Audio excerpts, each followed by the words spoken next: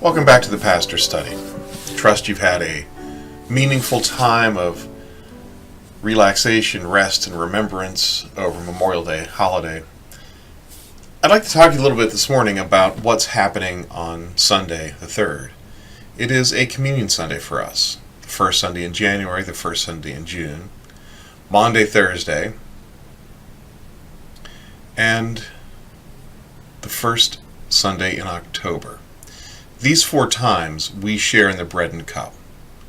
Maundy, Thursday, the first Sunday in October, we also wash feet and have a meal together. But on the first Sunday of January and the first Sunday of June, we share in the bread and the cup. Now, some say this is not a full love feast and indicate that this is one of the reasons why church membership and attendance are declining. I don't think that has anything to do with it personally. There are many churches, not brethren, who have communion once a month or even once a week, and their membership is not declining, or it is declining depending on which congregation you look at. It's not consistent. There's no reason to assume that it makes that drastic a difference whether we wash feet or not. Now, clearly, Jesus said we are to do this in remembrance of Him, sharing in the bread and the cup. And while doing that as part of Love Feast is indeed a wonderful thing, we also share in the bread and cup on these 2 Sundays, the first Sunday of January, the first Sunday of June. And in doing this, it's an act of remembrance. Do this in remembrance of me as often as you drink this cup.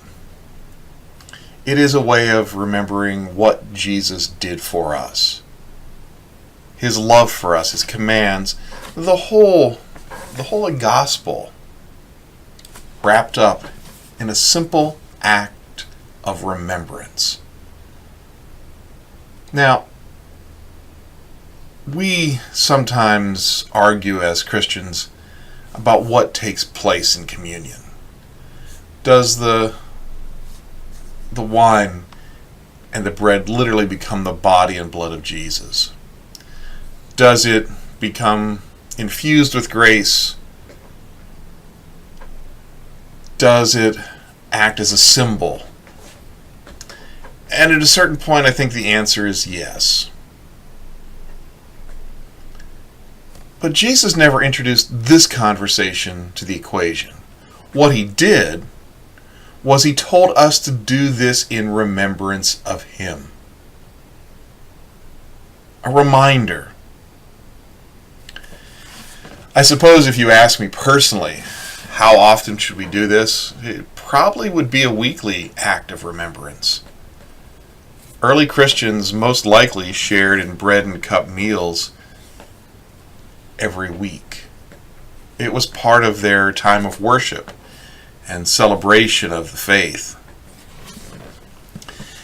We brethren have decided that doing it too frequently is also a problem. It becomes commonplace, mundane.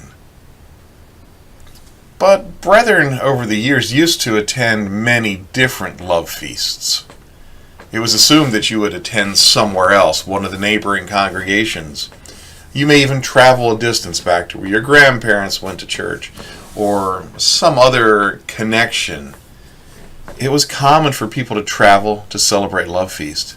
In fact, the church at Germantown, the first church building for the brethren, included a loft for men and women to sleep above the worship space when they were there for Love Feast and communion. So the sense of travel and connection was part of the story of Love Feast as well. And at some point we decided it was just Maundy, Thursday, and the first Sunday of October when we would do this.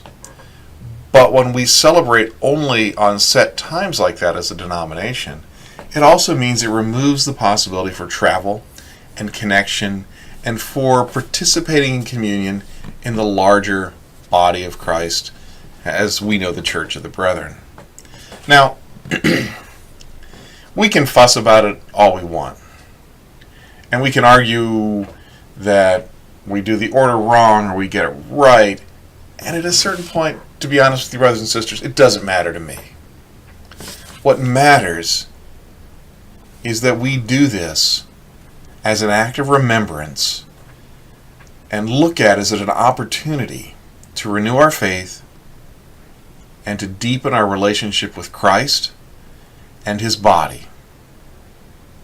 We break bread together,